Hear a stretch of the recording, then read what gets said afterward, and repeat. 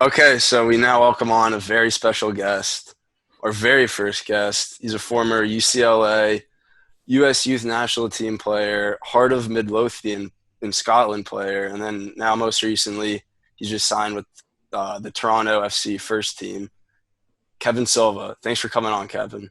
Thanks for having me, guys. Kevin. Forgot to mention he's also a Bethlehem native, which is me and Curtis's hometown. So that's very cool to see him progressing and playing the MLS now. So speaking of that, it's been like just pretty bizarre, like with COVID now. What's it like down in Orlando? How's like the bubble been for you? How's that experience been? It's been pretty good. I think before coming down, a lot of players were on edge of how safe it really was.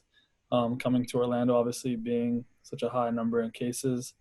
But after being down here and after getting the first game under our belt, I think the boys have really felt more comfortable in terms of safety and in terms of the virus. So we've kind of made a bubble inside our own bubble, keeping ourselves away from any distractions as well. And just getting out on the training field really just helped us keep our minds in a good spot. And yeah, I think it's been a good overall experience. Obviously, it's a bit tough being away from home, but we've managed well. So besides just like, I mean, obviously it's a lot of soccer. Like, what are you guys doing to keep busy besides soccer? So that just depends on what the boys really want to do. And, a lot of the younger guys that I'm close with, it's a lot of Warzone, a lot of video game, Yeah. Yeah. a lot of sleeping really early mornings here. So a lot of naps are definitely being taken.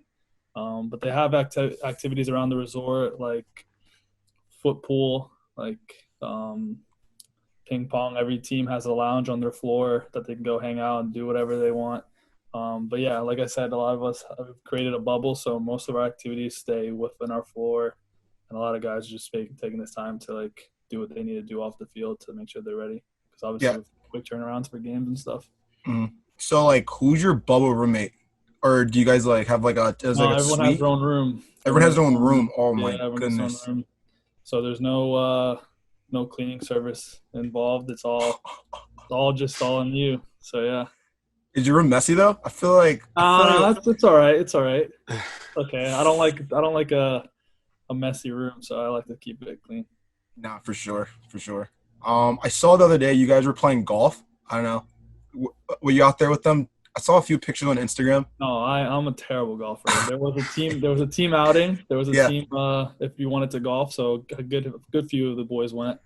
But yeah, that was on our off day. Every team down here was given one event to go and golf as a team. And so if you wanted to do that instead of having a rest day, then that's what you could have done. So yeah, Yeah. some of the boys went golfing. But yeah, So I'm guessing these team like what team activities like they aren't mandatory then. no. So it all depends. Like obviously they're just there for the team, so the team has something to do. Hmm. And it was our off day, the day we went golfing. So it's just up to the players if they wanted to go golfing or not.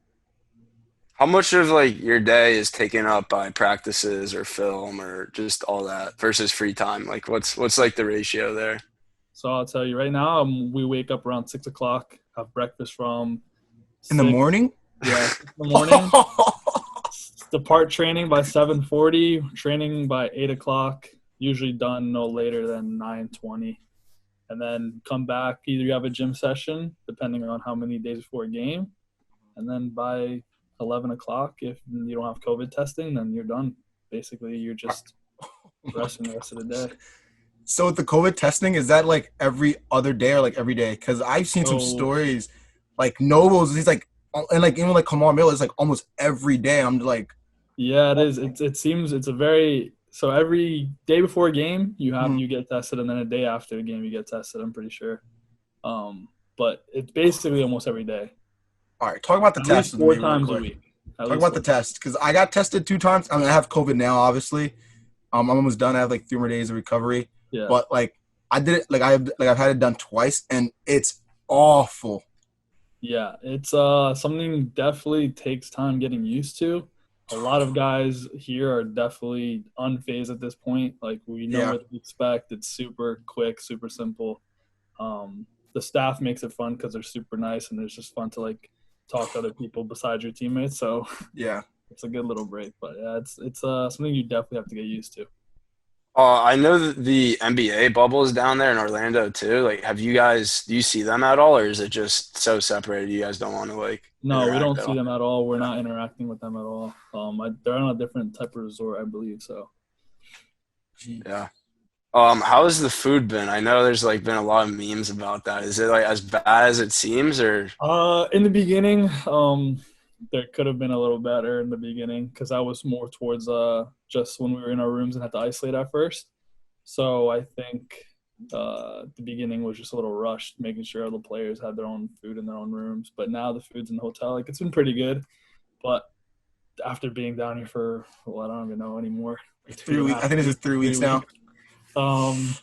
The food gets really repetitive, so like everyone's just like, we want to change a pace. So, Oh, it's but like it's actually, college.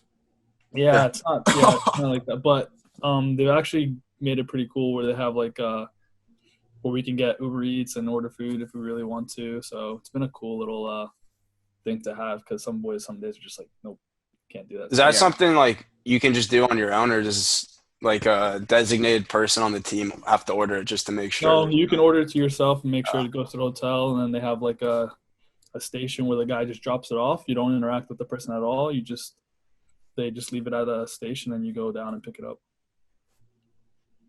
That's Wow. nice. No, I that know reminds me I of like saw some. college. That reminds me of like Yeah. college, Chuck. Yeah, for sure. Like the food's there. Like your first like few weeks of school, you're eating like whatever is there because like that's the only food, and then like as like the semester goes on, like you're like, oh, I don't want to eat this, so I have to like start ordering food and stuff. Yeah. So these are like, I mean, then if you guys are ordering like Uber Yeah. So Eats and stuff like then it's that, just out of your own pocket, but yeah. no I different than saw anything with back the home. NBA, some of the players like JJ Redick and Myers Leonard, they've been like shotgunning beers on social media. Is there like any like shenanigans going on like that with your team, or just like the MLS, No, or no, nothing like we're that? Yeah, I no, feel you definitely definitely not. should have been drinking right now. Yeah, I think a lot of guys are not even thinking about drinking right now. Yeah, Chuck. But yeah.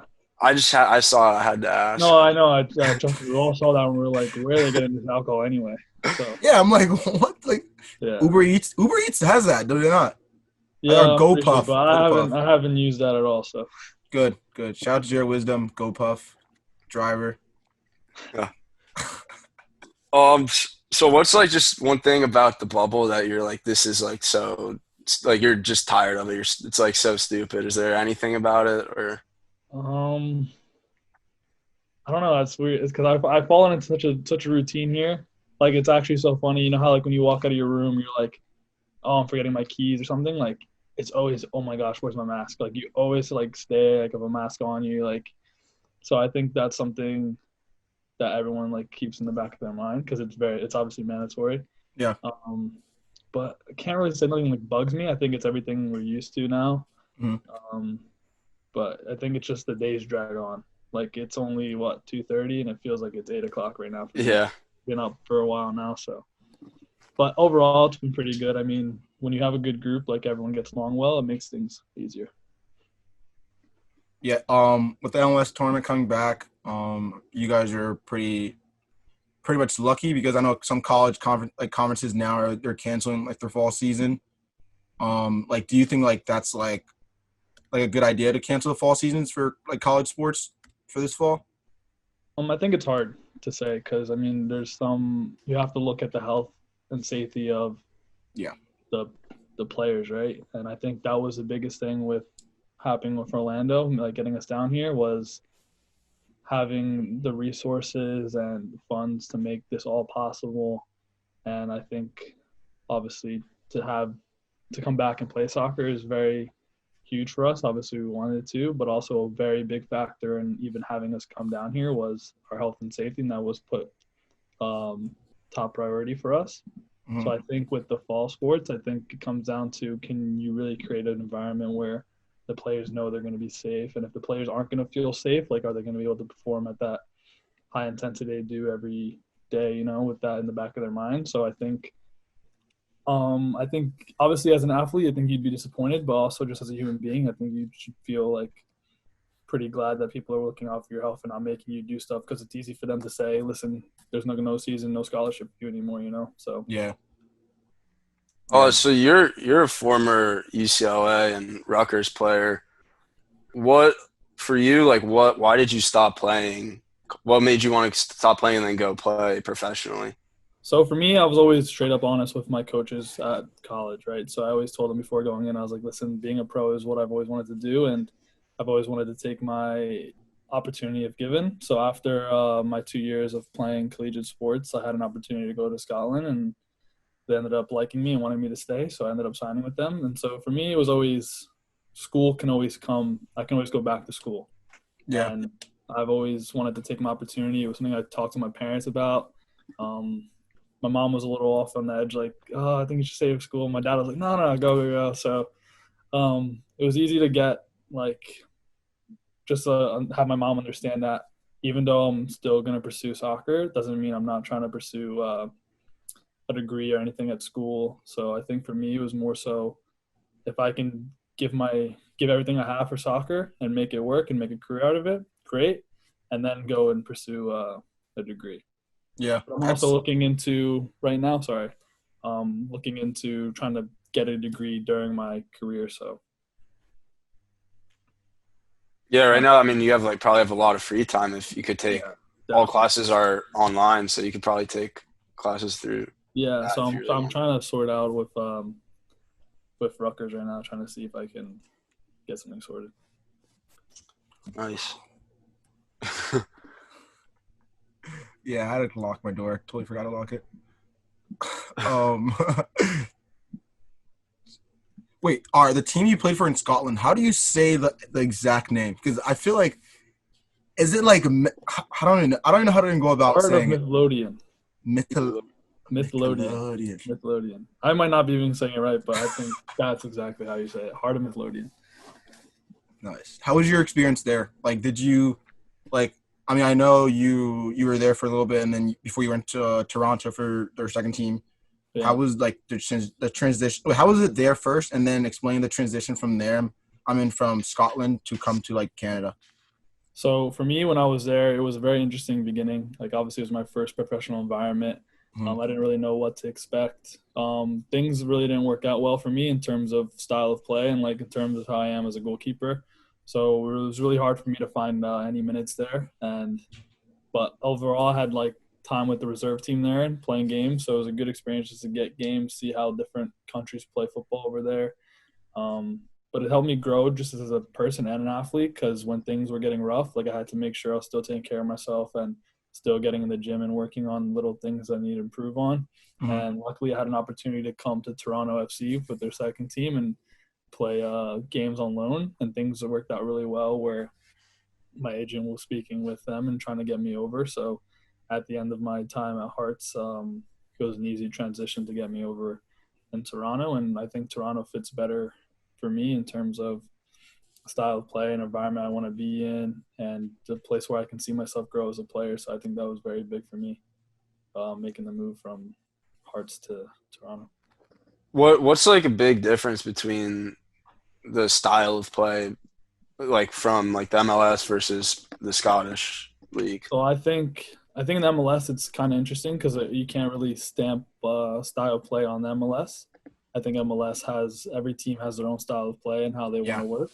And in Scotland, if you're not Rangers or Celtic, you're mostly it's like direct football.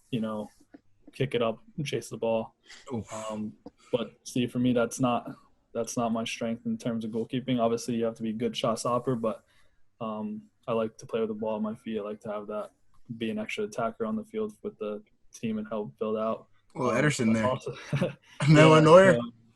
But so when I came to Toronto, it was a TFC likes to keep the ball and keep the ball moving and build out the back. And I think in terms of an added strength of my game is having the ball on my feet. So it felt like a good place for me to develop and get better. And so I think, yeah, I think it's hard to say different styles of play because MLS, obviously, every team has their own style of play. For sure. But Toronto for sure likes to keep the ball, and I think that's something I really enjoy too. So, As of right now, the starting goalie is what Quentin. Quentin is that? yeah, Yeah. yeah. Like I know that like you guys probably practice together and stuff. Like, are you learning like anything new from him, or is he like giving you any advice? Because I know Yeah, he's like, so I train. So the keepers here are Quinn Westberg and then Alex Bono, mhm, both very good goalkeepers and very mature in what they've done in their careers, and it's great for me because it's easy for me to just pick up on little things, and they've been great with me, helping me develop my game, and it's something I really enjoy because it helps me just keep growing as a player. And like they're not like obviously it's always competitive, and we always know we're all looking for one spot, but it's also helping each other and like really pushing each other. And I think that's what makes this environment so great. for sure. Yeah. So, I mean, when you were younger, you were in the national team pool. Yeah. Can you talk about that? Like, what was it like playing with like the best players in the U.S. at the time? Yeah. So for me, that was crazy. So obviously, I moved away to residency around 14, 15. And so living down there and like training with the best pool of kids of your age group was something really intense. Like you didn't really understand it until like you look back at it and you're like, wow, it's crazy how all these kids from all different states are come together and we're going on tournaments to play other countries and stuff like that. So for me, I think it was really not just as a player, but as just growing up as a person, being away from home and being away from my family really helped me mature. And it really, I think it's when I look at the players that came from residency and stuff like that, you can see how maturity like helped them grow also on the field and help them in their careers right now. So And you were at residency with Pulisic, right? yeah, it was a lot of good names on there. Obviously, Christian is a very big name, and so yeah, he was down there. How was your like? How close were you guys down at residency? I'd say everyone was really close together, so Yeah. everyone's like good friends. Everyone stays in touch here and there, and everyone wants to see everyone do well. And I mean, everyone from residency has done pretty well going forward, and it's just cool to see like kids you've grown up with and like gone through things down in residency do so well, and it's Yeah. so great for me to see that. Yeah, I'm Yeah. sure that's like a real like privilege and a real honor to like play for such a good club, obviously, and Yeah. just live down zero with the boys. Before you go, last question. Any advice to like younger kids trying to go pro or have any ideas on like, I don't know, just like any advice to like younger kids trying to go pro? My biggest thing is just enjoy it. If it's something you love and enjoy, just go out and do it. There's going to be a lot of people saying a lot of different things, but at the end of the day, if you believe in yourself and you make it happen, it takes one opinion for your whole career to start. And I think if you just believe in yourself and make things keep working and having good habits, anything's possible. You just got to believe in yourself, sacrifice little things. It just depends on how, at the end of the day, like how bad do you really want it. I actually got another question. Tracking back, Okay. um, when you were playing with Pulisic down with the national team, did you guys expect like did you think he's gonna explode to like at the as big of a player he is now, like playing with Chelsea and Dortmund? Yeah, like you can see from a young age that he always had it. Baller. He was always a baller. Yeah, definitely. But it was just like I think as an environment, everyone wanted to see everyone do well, Hmm. and he obviously was like the breaking point and going over to Germany and going and doing well. And I think that's really just gave everyone hope as well. Like a lot of good names like Weston McKennie, Tyler Adams, a lot of boys went out and are balling too, and it's just so great to see because everyone was talented down there, and for them to take their opportunity and make it happen, it's just great to see. So Yeah, and then just last thing. I mean, like, yeah, you like went to Scotland, played. He went to Germany. Like, why do you think it's moving to Germany is like, or Germany or Europe? Like, why? What's the difference between the European and American system, like, of producing talent? Like, why do you think I it's so much think better in Europe? I think when you look at it, like football is a world sport, right? It's the world sport, and when you look at it here in the states, like people look at soccer as something to do. It's not like a lifestyle, and when you go to Europe, it's a lifestyle. People literally are like in tears after their team loses. Like it means so much more than just a Yeah. game to these people.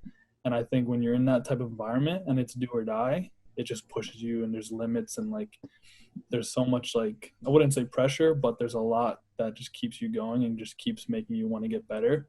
Because when you get these reactions and you see these fans going crazy and you see like what it means to them, it gives you a little chip on your shoulder to be like, okay, it's not just for me anymore. Like it's all about like the people around me, and you want to just be as good as you possibly can, obviously for yourself, but at the end of the day, when you walk onto the field and you see a bunch of people out there just supporting you and really wanting you to do well and always have your back, like, it just gives you that little boost of confidence, and I think it helps you grow as a player too.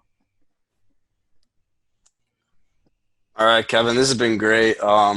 Thanks a lot for joining us today, our first guest.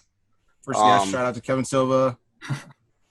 Yeah. I can't wait to see you guys blow up. So yeah. Yo, thank you.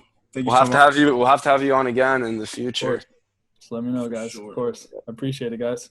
All right. Thanks for joining us, a lot, Kevin. buddy. All right. Thanks, guys. See you guys later. See ya. ya.